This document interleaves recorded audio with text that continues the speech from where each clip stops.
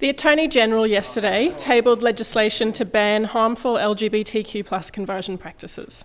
This is welcome and long overdue reform that had bipartisan support at the last election. This is the result of the hard work of victim survivors of conversion practices over many years, which the Greens have been calling for years, and which drags New South Wales to the minimum standard in other jurisdictions. Chris Minns was the first Premier of New South Wales to participate in the Sydney Mardi Gras parade this year. Sydney was the host of World Pride last year and is now home to the biggest centre for queer history and culture in the world, notwithstanding some controversy about its site and its sponsors. But New South Wales still has the worst laws in the country for LGBTIQ+ people, and those most impacted are outside of inner Sydney. As one example, New South Wales is the only jurisdiction that forces people to have invasive and medically unnecessary genital surgery to change their gender on official documents. The New South Wales Anti-Discrimination Act protects trans men and women, but it does not protect non-binary people. It protects homosexuality, but it does not protect people who are bisexual like me, or people who are asexual. It does not protect people with variations of sex characteristics or sex workers. The government has sent the Anti-Discrimination Act to the Law Reform Commission for review, which the Greens support. But the changes we need are urgent and could be implemented in the meantime.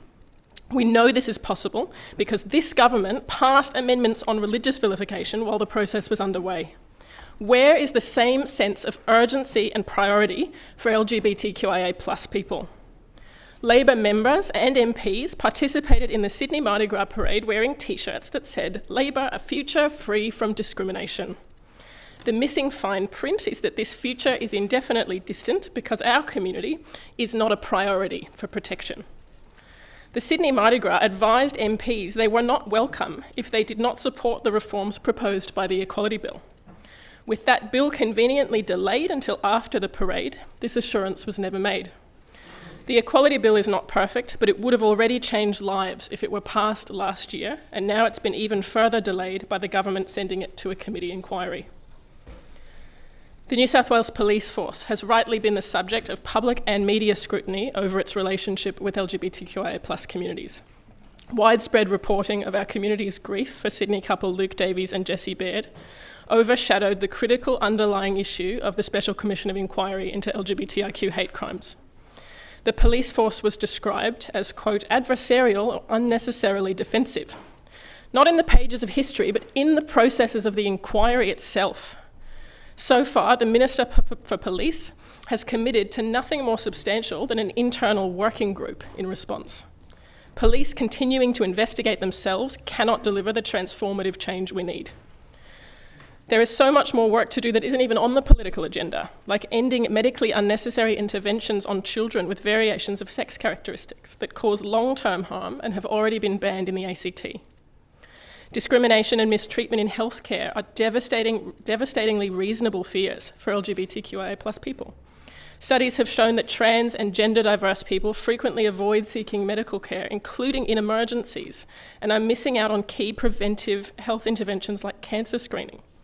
It will take dedicated effort to ensure cultural safety in mainstream health services, and in the meantime, it's critical that specialised health services are supported and expanded to reach regional communities. The evidence from mental health experts is clear that conversion practices, which are happening right now, will have a lasting negative impact on mental health for decades to come. Labor waiting 12 months to deliver this key election promise to ban conversion practices has had real consequences. With debate escalating, we must remember who is listening. I've been told directly by victim survivors of conversion practices that our words have the power to show marginalised people that they can be themselves, that they are welcome to participate fully in community life, and that they are not broken and do not need fixing. Our words also have the power to convince people of the opposite. In this government, there are ministers for a variety of populations who require attention across portfolios, such as women, youth, seniors, veterans, people with disability, and multiculturalism. Where is a minister for LGBTQIA+ to coordinate and drive the action that we need? The Honourable Statement.